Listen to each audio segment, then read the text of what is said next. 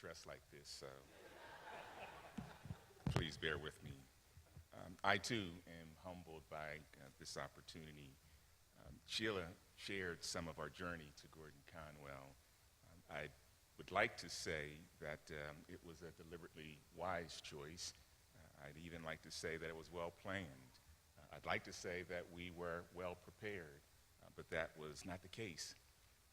You see, the sole reason that Sheila and I stand before you is that it was the Lord's desire that we enrolled at Gordon-Conwell Theological Seminary when we did. As Sheila said, we had been married for 30 years. We were looking forward to empty nesthood. I was looking forward to her traveling with me on business trips. Our daughters had not only finished college, but they were out of our house.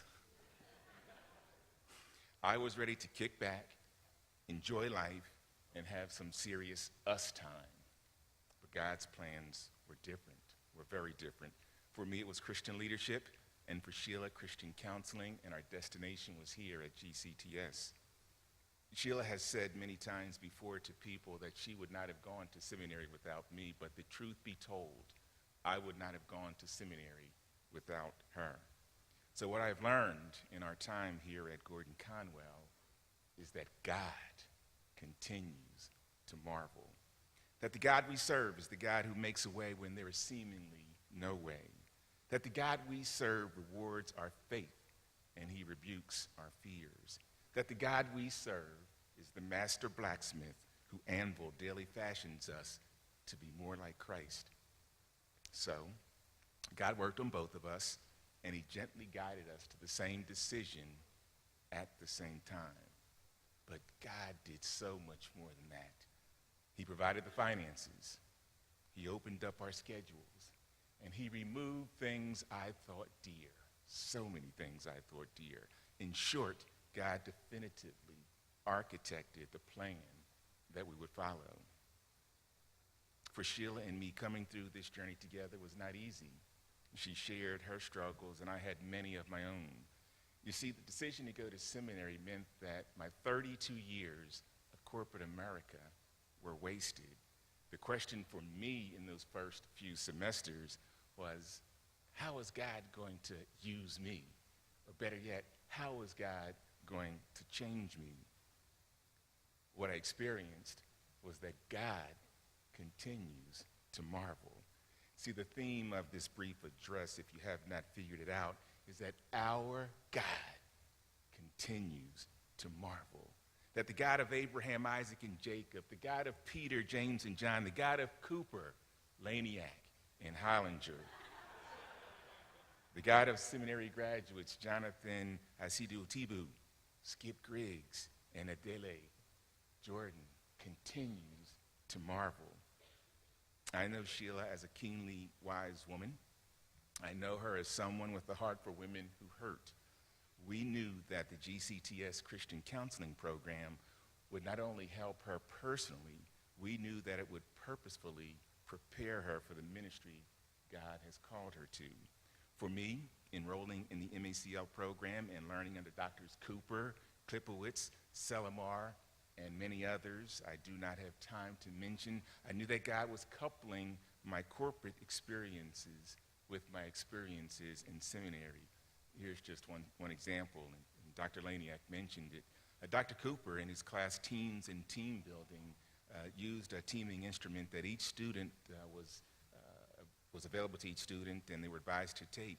And during our class, I shared with Dr. Cooper that I had access to another teaming instrument that I had used in business.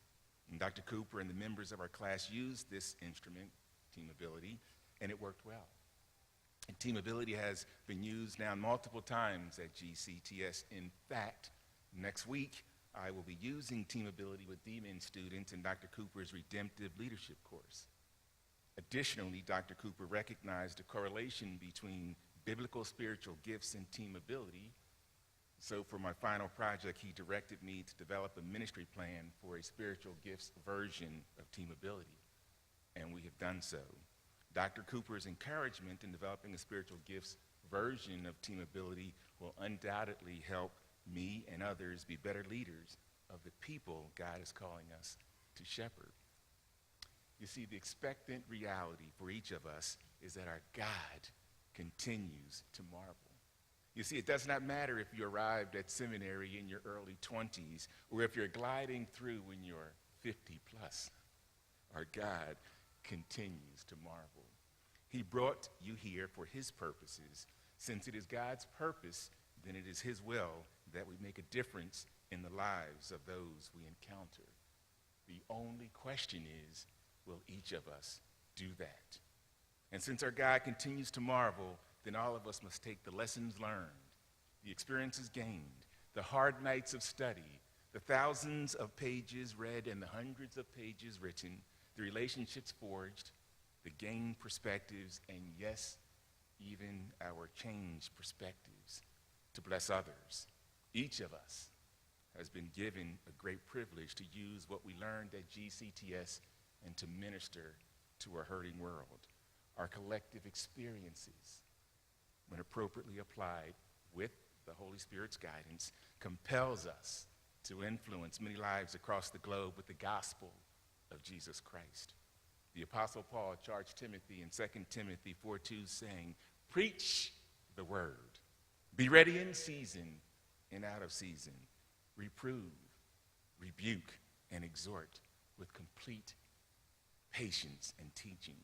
And in verse 5, he goes on to say, always be sober-minded, endure suffering, do the work of an evangelist, fulfill your ministry. The apostles' words ring vividly to me. That's my charge. How about you? I look forward to doing ministry with each of you because, as we know, our God continues